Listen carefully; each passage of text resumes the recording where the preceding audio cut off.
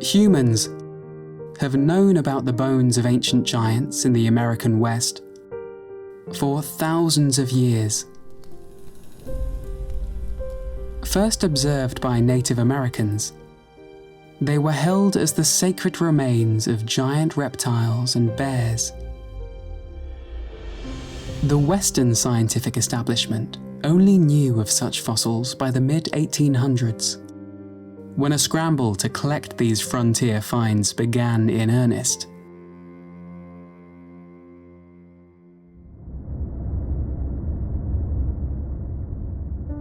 Specific to our story, starting in 1859, several dinosaur bones began to be spotted and collected by the people of the frontier. This culminated in 1877, when the amateur painter and natural historian Arthur Lakes unearthed some of these huge bones outside the town of Morrison, Colorado, and sent them to the East Coast, back to established paleontologists. They immediately rushed at a chance to begin excavating these finds. Fueling this rush were two men in particular, E.D. Cope and O.C. Marsh. Once good friends and fellow paleontologists, that soon became bitter rivals, trying obsessively to one-up the other by describing more prehistoric species. The discoveries out in the West sent both men racing for a chance at more fossils. It has been almost a century and a half since Lake's discovery of the bones. And since then, the geologic formation he found, now named the Morrison Formation, has become one of the most important and iconic layers of rock in all paleontology. In the decades after its discovery, some of the most famous species of dinosaurs were discovered there in the Morrison, including Allosaurus, Brontosaurus, and Stegosaurus. Not only are they found there, but some species are discovered there in droves. For the most common dinosaur, hundreds of specimens are known from the Morrison. Within the bounds of this late Jurassic formation, some truly spectacular fossil sites can be found throughout the American West.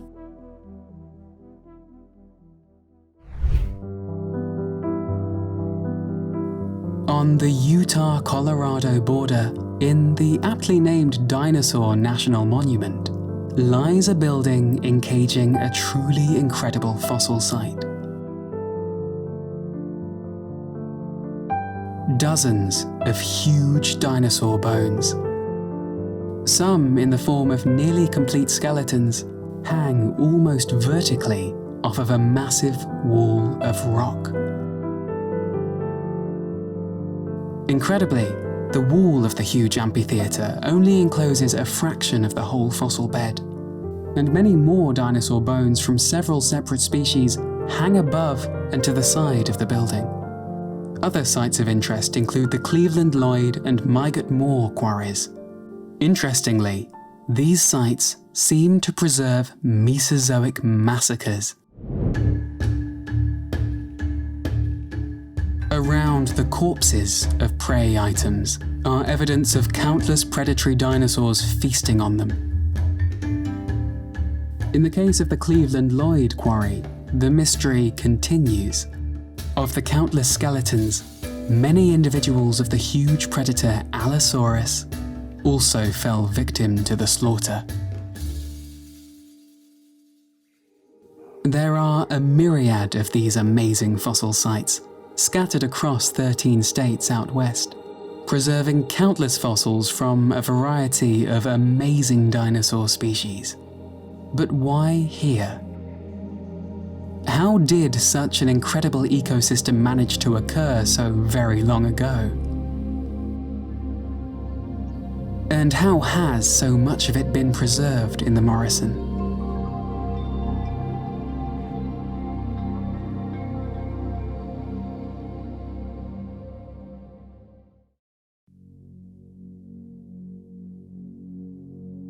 The Jurassic period.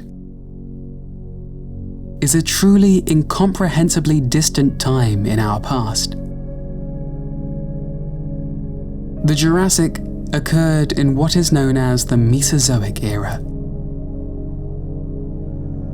The era of dinosaurs.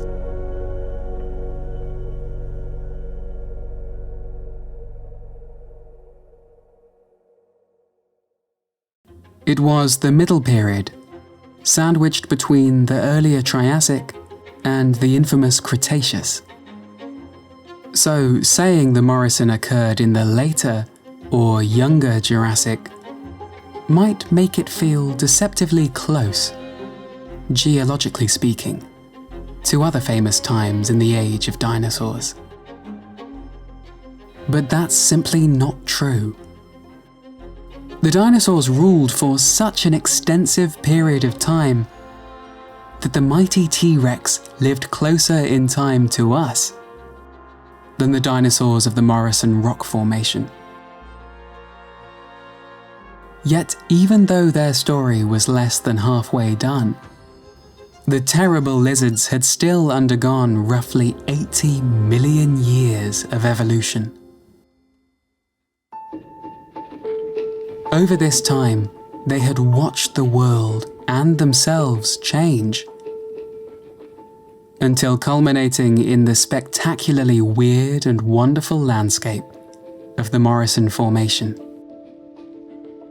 Since dinosaurs are so intertwined with this place, it's only fitting to go over the origins of them and their land together. At one time, 250 million years ago in the Triassic period, the continents as we know them were nearly unrecognizable, meshed together into a massive conglomerate called Pangaea,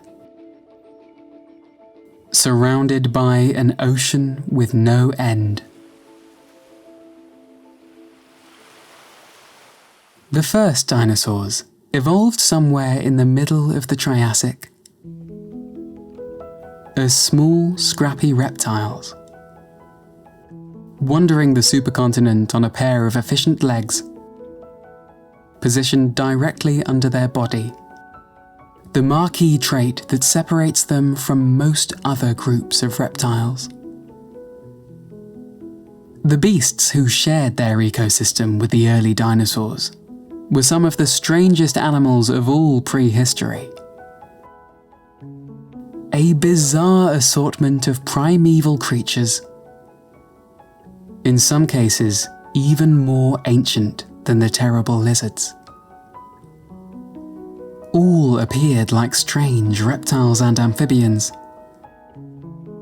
but some of them were what were known as stem mammals, primitive relatives of the mammalian lineage with truly alien appearances. Among these strange giants, dinosaurs scattered in the shadows, slowly evolving larger and more specialized by the Triassic's close. Most prolific by the end of the Triassic were early pteropods, two-legged carnivores whose agile build made them effective hunters. Alongside were the groups of dinosaurs known as sauropodomorphs, still bipedal and possibly omnivorous at their conception. The sauropodomorphs soon grew elongated necks to better harvest large quantities of plant materials, with rows of leaf-shaped teeth built for quickly shearing and crushing leaves for ingestion.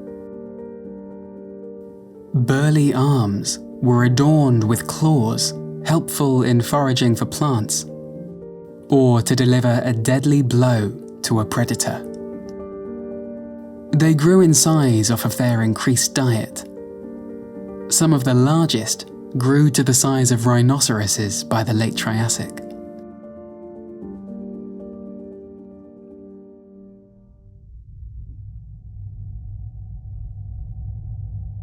The complete story of the Triassic and its enigmatic end is a tale for another time.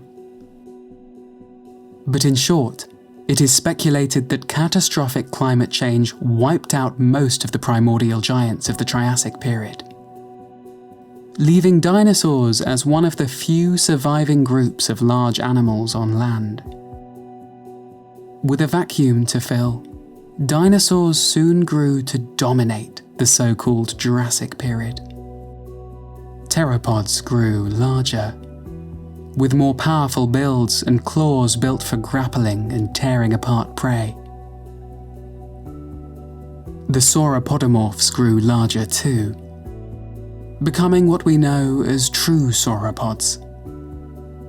Some of the most iconic and recognizable types of dinosaurs. Heavy bodies weighed down their frames, forcing them on all fours. With their feet planted on the ground, they get their namesake. Sauropod means lizard foot, but this title is misleading. Save for the 5 digits on their limbs, sauropod feet share very little in common with those of lizards or many other land animals. To support their huge frame, the bones in their wrist shot vertically downward in one sturdy column. Jammed together along with the fingers to form a kind of pseudo-hoof. The sauropods of the Jurassic still kept one claw on each of their forearms, whose exact use is still not known. As their necks got even longer, their heads, however, became proportionally smaller, so as to not strain their muscles and vertebrae. Immense tails balanced them out and could function as powerful tools in self-defense. Supported by sturdy legs and an all-reaching neck, their bodies would grow immense. With millions of years to evolve, sauropods during the Jurassic would become larger than any other land animal, before or since. Joining the pteropods and sauropods were another group of dinosaurs, the ornithischians. They too were herbivorous, but never grew to the titanic sizes the sauropods obtained. They had to find other means of fleeing hungry pteropods. The first ornithischians were probably quick and masterful hiders. Others took a much bolder route. They developed osteoderms, bony scoots in the skin that ran across their body as a form of armor. As the Jurassic progressed, these scoots became heavier and more elaborate, confining these animals to all fours, giving us the armored dinosaurs as we know them. Dinosaurs are not the only thing that evolved during this time.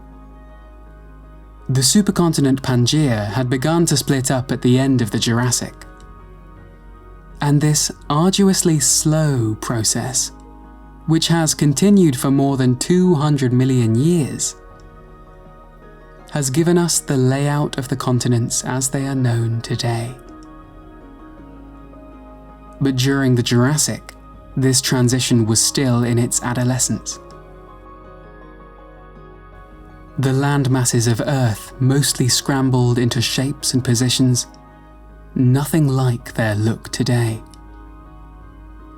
North America was relatively similar, but to its south, across a young and narrow Atlantic Ocean, sat an amalgamation of all of Earth's southern continents, including India, known as Gondwana. Western Europe as well was only separated by a shallow Atlantic, but it was merely a series of islands dotting a warm sea. Further east were the realms of Eastern Europe and Asia. because of the lack of many geological barriers through the Jurassic. Parts of Gondwana and Europe shared similar animal assemblages to that of the Morrison. Today, these other assemblages are known from far less celebrated, but still important fossil beds. In the Iberian Peninsula and Southeast Africa, thousands of miles from the American Rockies. This begs the question, why the Morrison? Why does this location preserve late Jurassic fossils in such quantities? Some of it is simply that the American West was one of the few places to experience the restless digging of paleontologists. But there are other explanations backed by science.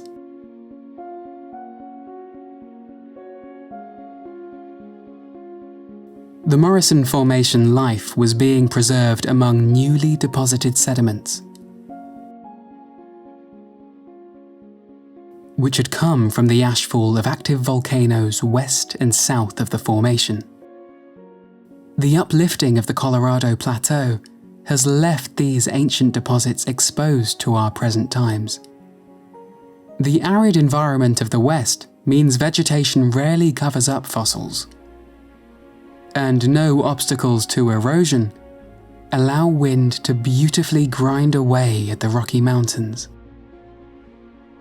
leaving some truly incredible outcroppings of rocks. And, of course, the valuable fossils preserved within.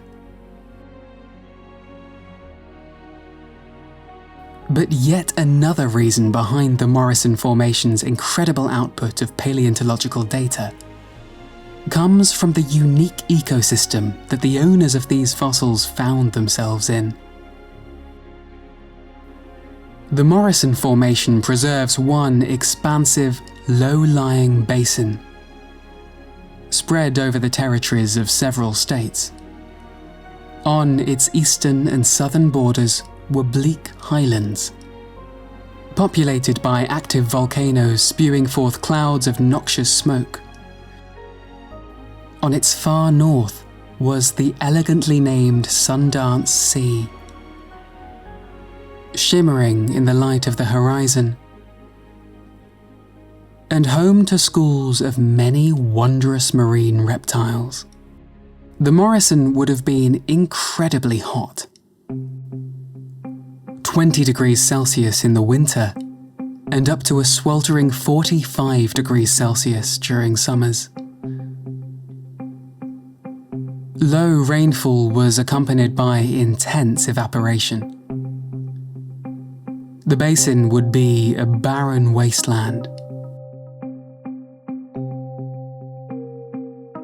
Save for its most important resource: rivers.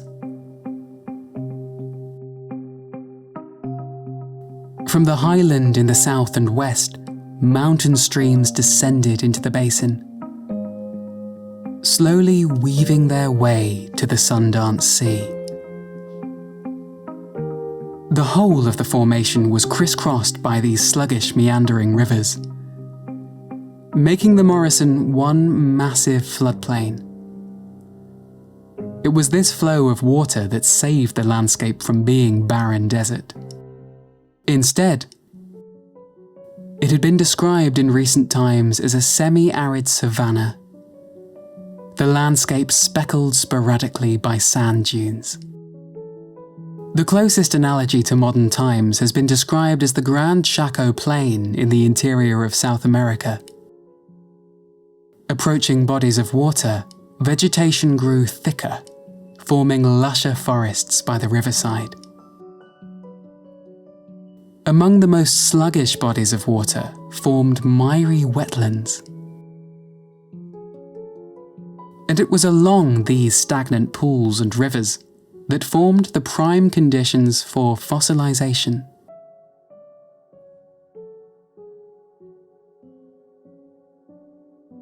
In order for dead animals to mineralize into fossils, they have to be buried quickly, to avoid their corpses getting weathered by the elements or picked apart by scavengers. But the animals who died on this floodplain and were lucky enough to be quickly submerged on the bank would be swallowed up, imprisoned in a coffin of mud and sand.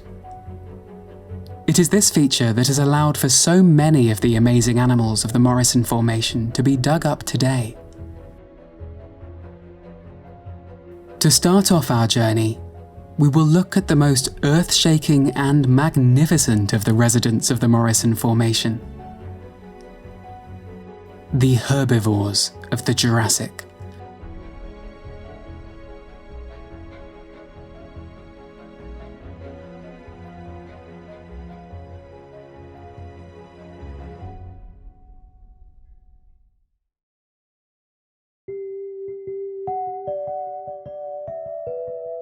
The herbivores of the Morrison Formation are, like any other herbivores, dependent on the flora they are surrounded by. So let's take a look at these first.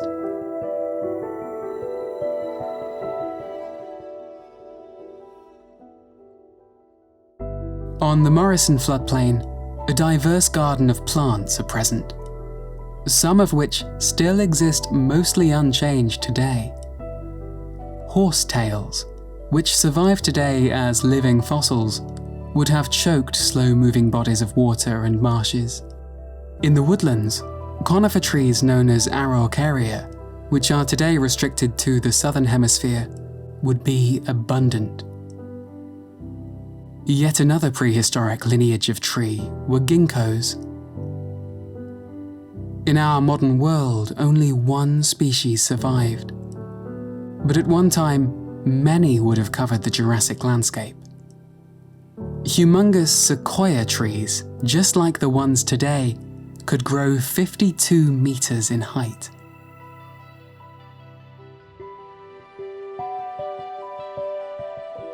Low-lying palm-like plants known as cycads would have complemented the understory. Instead of grasses, extinct species of fern would have littered the ground, forming prairies of fern colonies where the forest opens up. Growing amongst them were their strange relatives, known as tree ferns. Exactly as they sound, they were ferns elevated above the ground by long, woody stems. It was amongst this myriad of plant life that some of the largest animals ever to walk would live and die.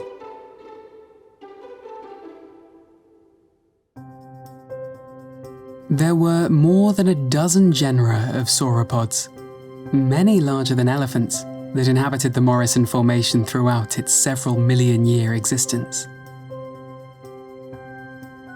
Sauropods were so successful not only in the late Jurassic environment, but throughout the whole age of dinosaurs, because they had perfected the art of being massive.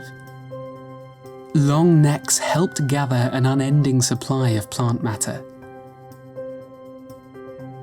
Snipped and stuffed down the throat by a mouth and teeth not concerned with time-wasting matters like chewing. The foliage was transported down an esophagus into a truly tremendous gut, where hundreds of kilos of food were gradually digested. Since they were so efficient at gathering nutrients, they were allowed to grow huge, which came with its own set of benefits. At the adult size, most healthy sauropods in the Morrison Formation would have been impervious to predation. As well, a humongous body could have assisted in regulating body temperature. Such sizable bodies would have insulated a sauropod's internal temperature from outside conditions. A perpetual mass of digesting plant matter would have acted as a mobile heater, passively generating a healthy temperature for the sauropod, without it having to expend extra energy. allowing even more nutrients for growth. But for their tremendous frames, sauropods were actually quite lightweight, so as to not be crushed under their own bulk. They accomplished this by having unusually hollow vertebrae, pocketed with vacuous chambers filled with air, not only making the animal lighter, but assisting in respiration through their massive necks. Sauropods are truly one-of-a-kind success stories, biological marvels in efficiency and size.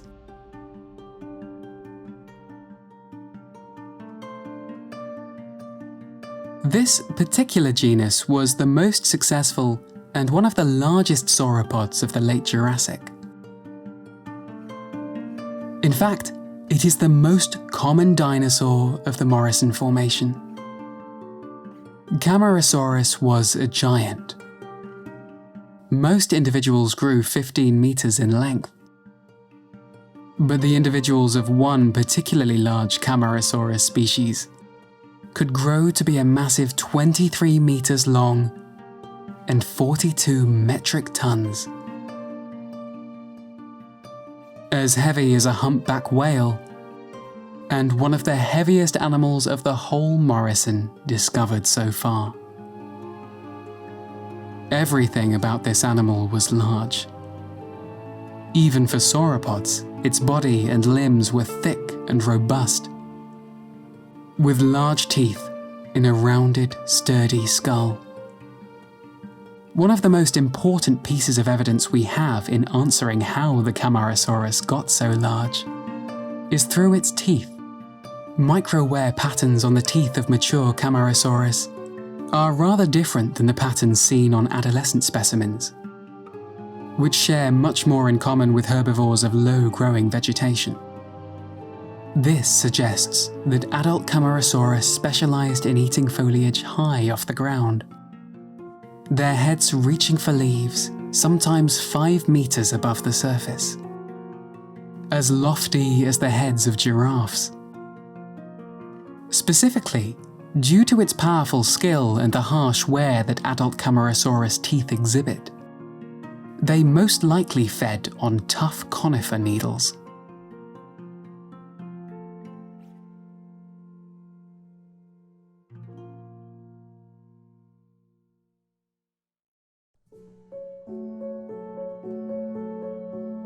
Yet another common sauropod of the Morrison was the Diplodocus, who possessed a significantly different body type than Camarasaurus.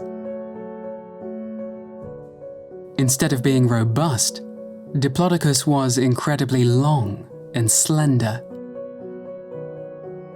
On average, it was 28 meters in length, longer than 2 full-sized school buses placed back to back. But despite this, it was quote-unquote only 12 metric tons.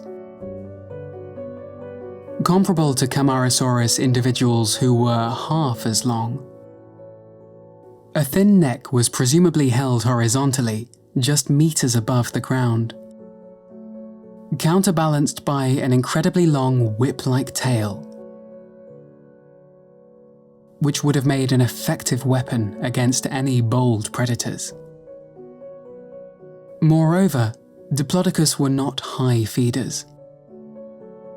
They were low-browsing herbivores, peg-like teeth assisting in shearing ferns, cycads, and horsetails in the open fern prairies. It may seem counterproductive to not use a long neck for a high-browsing lifestyle like Camarasaurus, but Diplodocus and other low-browsing sauropods found another efficient means of using them. Sticking to low vegetation, Diplodocus could use its immense neck to feed on whole pastures of herbs, sweeping a vast surface area without once having to move its huge body and waste energy. As well, this meant that Diplodocus did not have to compete with Camarasaurus for the same resources. A process in natural selection known as niche partitioning. Its unique method of feeding allowed a whole family of these low-browsing sauropods, uncreatively named the Diplodocids, to dominate the prairies of the Morrison.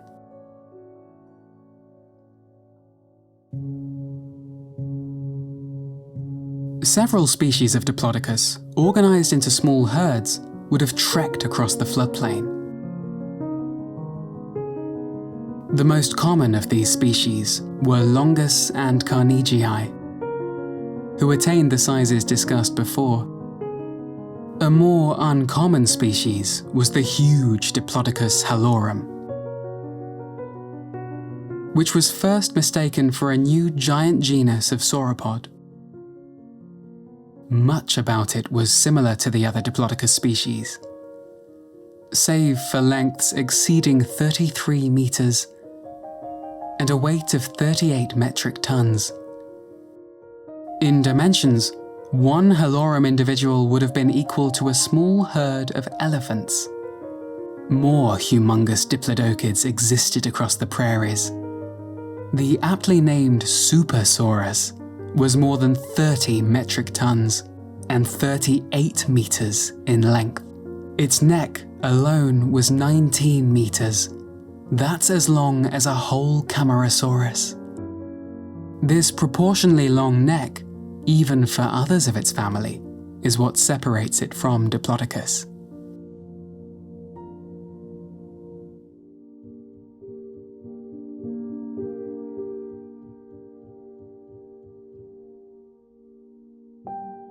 Yet another proportionally long-necked diplodocid was the Barosaurus. Compared to the other diplodocids discussed, Barosaurus does not stand out significantly. It was smaller on average than Diplodocus, and its greatest claim to dinosaur fame was having a specimen posed dramatically within the American Museum of History in Manhattan, New York. But one particular individual Barosaurus, described from a singular giant neck vertebrae, might have been the largest land animal ever. Comparing the huge vertebrae to that of more complete Barosaurus fossils, this titan would have grown at least 45 meters in length, 5 meters shy of an Olympic pool, and 60 metric tons. Since it is only one vertebrae, such estimations might not be entirely accurate. It may belong to another genus of sauropod, like Supersaurus. Regardless, this individual sauropod would have dwarfed everything around it, and possibly would have been bigger than any other creature that has ever walked the earth.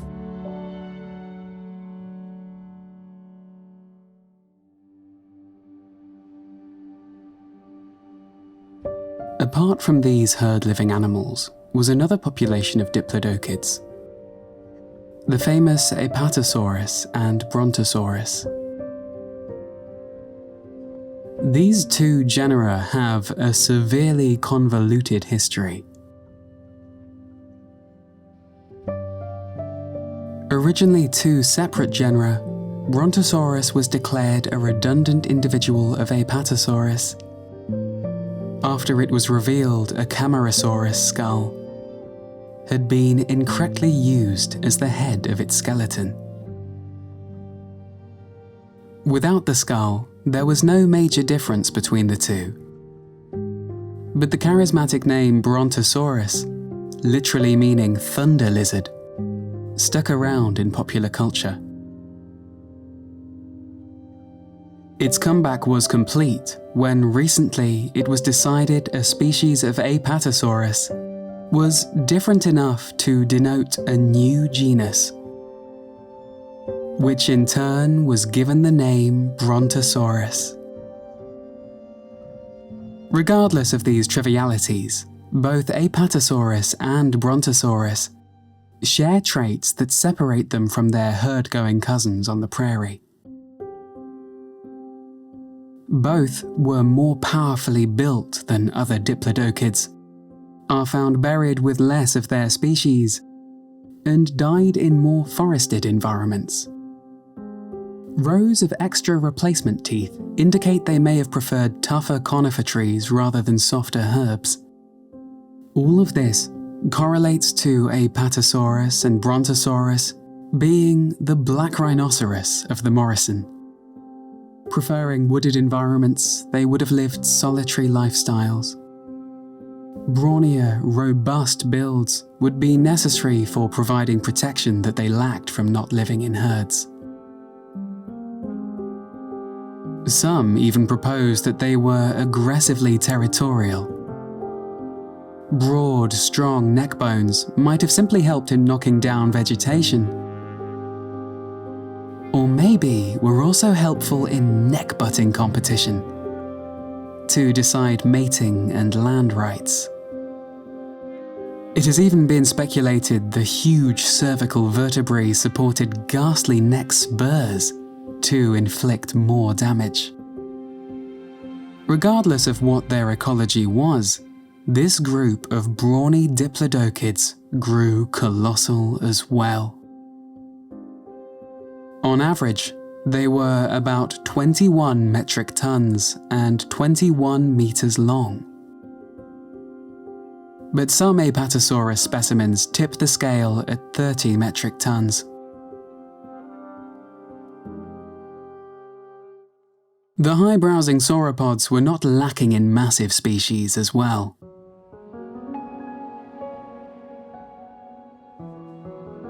Maybe the most popular and awe-inspiring sauropod of all was found in the Morrison.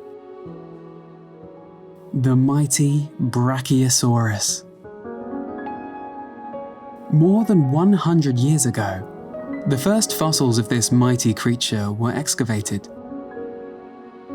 including a massive humerus bone as large as the man who dug it up. Ever since, the aptly named arm lizard has dominated pop culture. Related to Camarasaurus, this skyscraping giant was even more specialized for eating from trees that no other herbivore could reach. Unusual for sauropods, the front limbs of Brachiosaurus were much longer than its hind ones, slanting the whole torso of the dinosaur upward. A muscular set of shoulders supported its immense frame, and balancing on top was a long neck carrying the Brachiosaurus's iconic sloping head. Even in a relaxed position, this head would have been a lofty 9 meters above the ground. Comparing this height to a giraffe's 4 to 5 meters stature does not do it justice. Instead, realize that if it were to walk among us today, the Brachiosaurus could comfortably peer into the window of a 3-story building. Such a tall animal would have a nearly exclusive source of food for itself, feeding on conifers, ginkgos, and tree ferns. Off of this, they grew massive. One estimated weight for Brachiosaurus sits at around 40 metric tons. But despite how popular they are in boundless dinosaur media, the Brachiosaurus might not have been a very common animal on our late Jurassic floodplain. Only 9 individual skeletons have been found so far from the Morrison, vastly outnumbered by the fossils of Camarasaurus, Diplodocus, and Apatosaurus.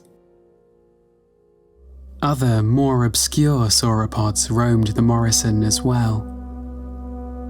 From northern sediments is the smaller sauropod Suassia.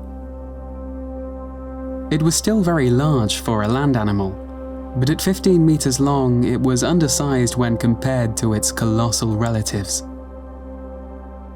As well, Suassia has only been discovered in the northern Morrison Formation. Along the coasts of the prehistoric Sundance Sea, which is theorized to be a generally wetter environment than further south in the Morrison. Therefore, Suassia might have been specially evolved for wetlands living, although the exact characteristics of its ecology will only come with more discoveries of the species. But maybe the most enigmatic sauropod of the Morrison Formation was another of its larger residents.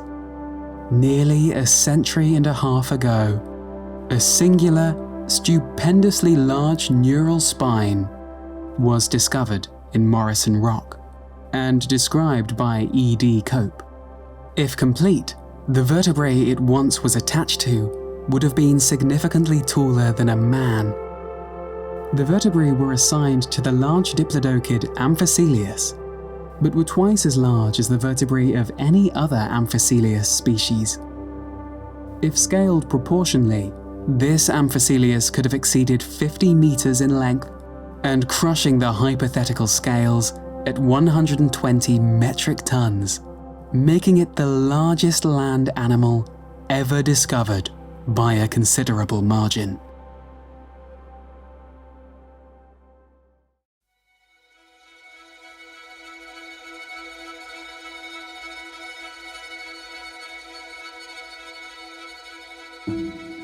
But before this humongous spine could be studied any further, it literally vanished from our record, possibly destroyed while traveling to the Museum of Natural History in New York.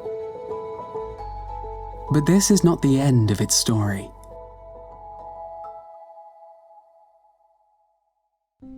Recently, it was proposed that this fossil did not even belong to Amphicoelius. It was instead in a group of sauropods known as Rhybachisaurids, who have proportionally longer spines than other sauropods. The newly dubbed Marabunisaurus was a shrunken, if still remarkable, 30 meters long, and although greatly reduced, still would have put it in the running for the largest animal of the Jurassic. Even though they were by far its largest inhabitants, the sauropods of the Morrison formations were not the sole herbivorous dinosaurs of the floodplain. There were certain places their voluminous bodies prevented them from going, such as the denser forests around flowing rivers. Here, and in other places around the basin, smaller bodies persisted, who could coexist as herbivores under the massive shadows of sauropods. These small herbivores were of the Ornithischian branch of dinosaurs, who by the late Jurassic were a diverse spectrum of body types and sizes as well. But some stuck to their roots. Some of the smallest dinosaur inhabitants of the Morrison were of the more primitive clades of Ornithischians. Take, for example, Fruitodons. Smaller than most rabbits, this minuscule dinosaur comes equipped with a strange set of canines near the front of its mouth, which might have been for foraging or interspecies combat. Their simplistic teeth reveal them as omnivorous generalists, searching for plants and insects to feed on while dodging the giant feet of their larger dinosaur brethren. Slightly larger was the accurately named Nanosaurus. At about 5 kilos, this agile little dinosaur had diamond-shaped teeth, perfect for plant matter. A widespread and abundant fossil, Nanosaurus would have been one of the most common herbivores of the floodplain. Moving one size up was Dryosaurus, an Ornithischian superficially similar to Nanosaurus, save for being the size of a deer, which it presumably shared a similar lifestyle to. The final of these agile bipedal Ornithischians was Camptosaurus.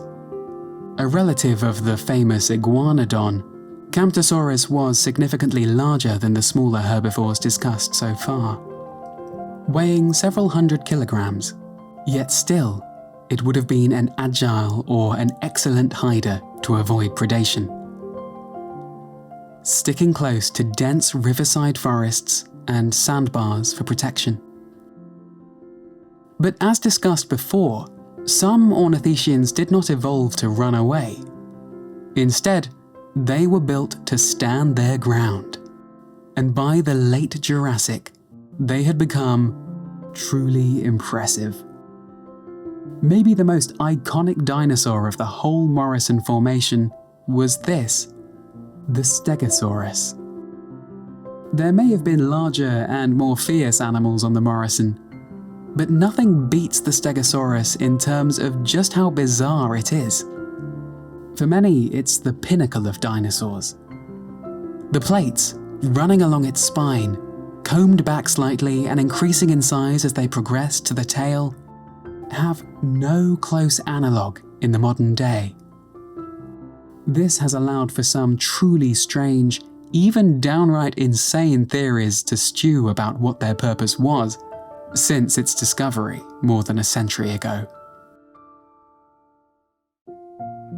Nowadays, it's thought that these plates may have had a handful of uses. Displayed on the animal's flanks like an organic billboard, the plates could have helped Stegosaurus recognize others of its particular species, attract mates, and, similar to cats puffing themselves up when scared, assisted in making this elephant-sized beast appear larger. Size is not the only similarity it might have shared with the pachyderms. On the scorching summer days on the floodplains, the plates could act like the ears of an African elephant. Hot blood, flowing through the skin on the plates, could have flushed heat out of the animal, cooling it down. But one adornment on a Stegosaurus was almost certainly for self-defense. Massive tail spikes, nicknamed thagomizers, would have served as the last line of defense against the carnivores of the Jurassic, and would have dealt a grievous blow with just one swing of the tail. On the neck of Stegosaurus was another line of protection, small pebble-like scales acting as a layer of flexible armor for the throat. There were other armored tanks of this late Jurassic landscape. The Ankylosaurids, as they're known, were the group of dinosaurs containing the especially armored varieties. Although dominant by the end of the dinosaurs' rule, they were exceedingly rare, with only a sprinkling found in the Morrison formation. Maimaurapelta and Gargoyleosaurus are some of the least common fossils throughout the whole formation. But don't let this fool you into thinking they were poorly adapted. These animals had bony armor that was fused to the skin, with large spikes protruding from the sides. Even the skulls had a sheet of bone attached as an additional safeguard. Despite their tough exterior, the ankylosaurs of the Morrison were possibly some of its most selective feeders, searching for the softest plants among the foliage to clip with their bony beaks.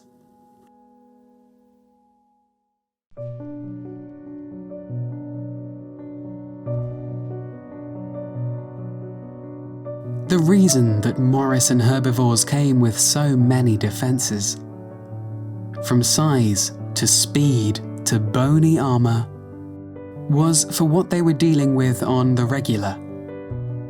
The predators. These include some of the fiercest, most savage hunters of the whole Jurassic. Brutal killers for a brutal world. Dinosaurs were not the only residents of the Morrison. Many other animals acted as prey and predators in this ecosystem. As for hundreds of millions of years, bugs would have been ever present in the Morrison, buzzing around and gnawing away at leaves.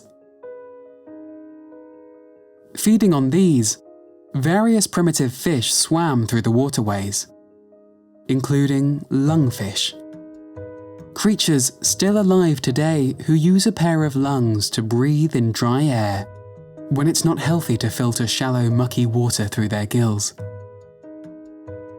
Some modern lungfish even have the ability to survive droughts by forming a mucousy cocoon in the dry mud, surviving by breathing air. Such an ability would be rather helpful in an ecosystem like the Morrison, which would have been susceptible to long, hot droughts. But it's currently unknown if these Jurassic lungfish had evolved this trait. Amphibians and turtles of many kinds were present in the ponds of the Morrison. On dry land scampered lizards, as well as the ancient lizard-like reptiles sphenodonts. Much more diverse in the Jurassic, this prehistoric lineage has been reduced to but one species today. The tuatara on the islands of New Zealand. Crocodilians, now some of the Earth's most primal inhabitants, stalked the rivers and lakes even 150 million years ago in the late Jurassic. One of the most unusual of these crocodilian ancestors was the meter-long Fruitachampsa, known as the cat croc for its agile and swift build that would have permitted it to hunt lizards on land. Evolving around the same time as dinosaurs were the flying reptiles, the pterosaurs. They were not true dinosaurs, however. Those of the Morrison grew not much larger than 2 kilograms. Feeding on the fish and insects of the floodplain, hiding in the shadow of these reptiles were some of the world's first mammals. Our early stem mammal ancestors survived the Triassic extinction, but never grew to the same sizes ever again in the Mesozoic. Instead, the mammals of the late Jurassic became no larger than squirrels, evolving a familiar rodent-like form. Although utterly outsized by their dinosaur overlords, mammals at the time sought out a living as presumably nocturnal hunters, with heightened senses allowing them to pursue prey at night when most dinosaurs were dormant.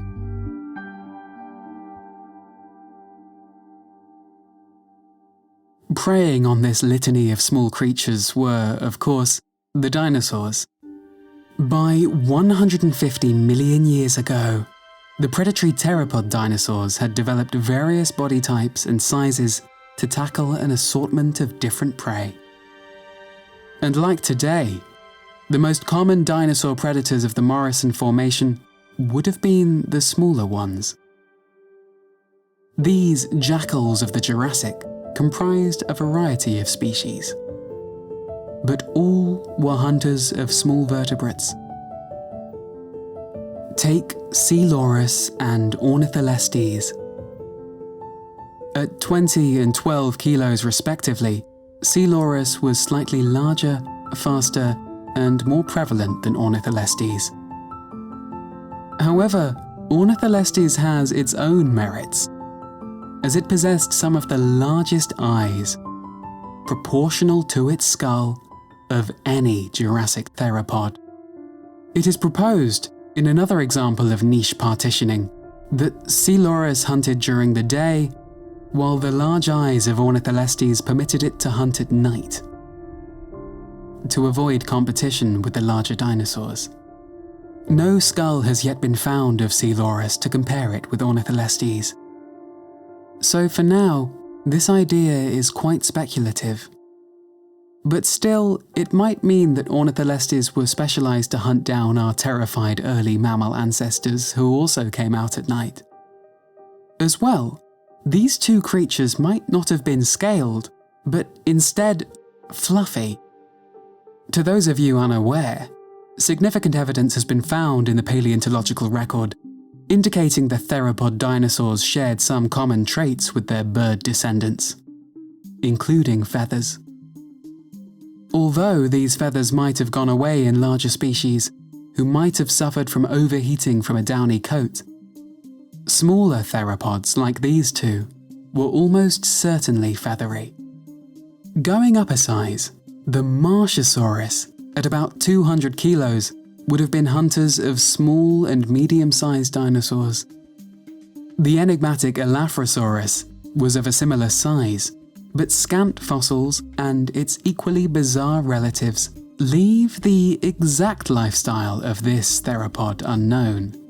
Of the Morrison's largest predators, the most notorious was the vicious Allosaurus. Allosaurus makes up 75% of the theropod remains in the Morrison Formation. It completely dominated this land. And their overwhelming commonality in the fossil record tells much about their success in the late Jurassic. On average, they were around 9 meters long and 700 to 1,000 kilograms in weight, just larger than the very largest land predators of today, the polar bear. Although intimidating, taking down an adult sauropod would still have been a nearly impossible task. Most sauropods outweighed Allosaurus by over a dozen times. Instead, Allosaurus was designed for overpowering smaller prey, presumably ornithischians like Camptosaurus or young sauropods. Juvenile Allosaurus were leggier and built for running, but as they matured, they would not have been nearly as cursorial. Instead, it may have quickly charged down prey from an ambush. It was equipped with a muscular set of arms, ending in 3 terrifying claws, which resemble modern meat hooks. With prey positioned underneath or to the side of Allosaurus, it would latch on to the victim with its arms, sinking the talons into flesh so that escape was unobtainable. The jaws would be used for the final blow. They were not nearly as powerful as the truly insane bite force present in the T-Rex. In fact, the jaws of Allosaurus are calculated to be no more powerful than those of big cats today.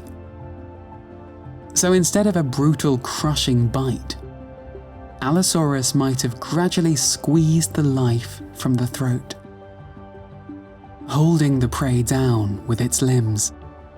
Although Allosaurus may have been most well equipped to tackle dinosaurs smaller than it, its stupendous success suggests this predatory dinosaur was an opportunistic generalist, feeding on anything it had the chance of catching.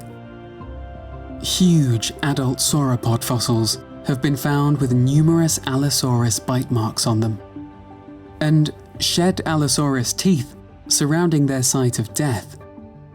It is clear evidence that, although impermeable to attack in life, when they eventually died, sauropods would have been prime scavenging targets for the Allosaurus, providing numerous individual Allosaurus with a spectacular feast. And adolescent sauropods, who still outweigh an Allosaurus a couple of times, might not have been safe either. It has been suggested Allosaurus would latch on to the flank of a sauropod, open its mouth wide, and deliver a great slashing bite across the side of the sauropod, causing mass blood loss. Allosaurus has also been suggested to feed on aquatic prey when its usual land prey was depleted. Even if these theories are not correct, surely Allosaurus had numerous ways to feed if it was so widespread. Yet another key to the success of Allosaurus was its resolve. The Morrison Formation was a dangerous land, and Allosaurus bones show numerous cases of these animals sustaining grisly injuries, as lethal as bone breakages, and surviving. But maybe the most intense examples of their ability to survive brings us back to the Cleveland Lloyd Quarry. This fossil site, preserving a balanced diversity of animals in its lowest layers, but stuffed with Allosaurus carcasses at its highest, tells a story science has yet to fully decipher. There are several theories, of course, but a reasonable one is that the quarry represents a watering hole as it progresses during the drought. As the water dried up, herbivores grew weaker and fatigued, either dying on the spot or falling victim to predation. This nourished the Allosaurus at first, but soon they were the only large animals that remained. As the drought persisted, Allosaurus would have died off. Juvenile members are preserved in the mudstone of the quarry. And we know from the tooth marks on Allosaurus fossils the identity of the killers. Other, larger Allosaurus who resorted to cannibalism in these horrific conditions. Although indicative of a massacre, the Cleveland Lloyd Quarry shows the lengths the animals went to survive in the Morrison. Allosaurus could also grow massive, some just under 12 meters long, nearing the length of Tyrannosaurus.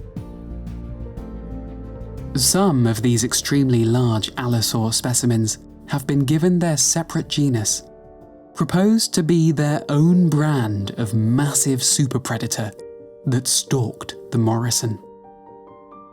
Of these, the most remarkable is Saurophaganax, an appropriate name that translates from Greek as Lord of the Lizard Eaters. Nearing 3 tons in weight, only 2 individuals from the genus have ever been found, and therefore might have been a very rare sight. Regardless, massive carnivores would have certainly stalked the Morrison, be they simply giant Allosaurus or their own separate animal. Alongside Allosaurus were 2 other notable large carnivores, Ceratosaurus and Torvosaurus. Ceratosaurus was slightly smaller than Allosaurus, while Torvosaurus was a good deal bigger on average, nearing 2 metric tons in weight. Despite this, both animals were significantly less common than Allosaurus across the formation.